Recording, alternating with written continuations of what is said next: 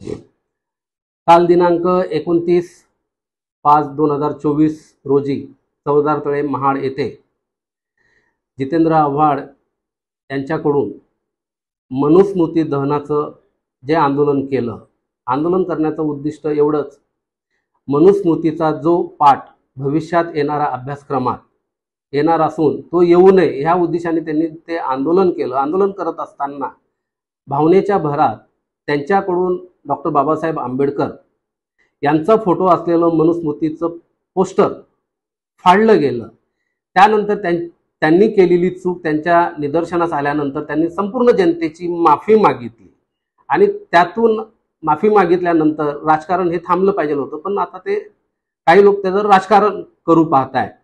पण हे करत असताना जो मनुस्मृती शालेय क्रमातून जो विद्यार्थ्यांच्या जनतेच्या मनात रुजवला जाणार आहे तो मनुस्मृती रोखण्यासंदर्भात कोणी आंदोलन करत नाही। जितेंद्र आव्हाड यांच्याकडून भावनेच्या भरात बाबासाहेबांचा फोटो फाडले गेल्याने त्याचं राजकारण करतायत। माझं संपूर्ण आंबेडकरी जनतेला आव्हान असणार आहे, ह्या गोष्टीचा बारकाईने आपण विचार करून जो मनुवाद पुन्हा रुजवला जाणार आहे त्या मनुवादाचा विरोध करून त्यांच्याकडून झालेलं चुकीचं कृत्य हे तपासून घेऊन त्याच्या मागचं राजकारण काय आहे हे तपासून घेऊन भविष्यात पुढच्या प्रक्रिया किंवा आंदोलनं करावी।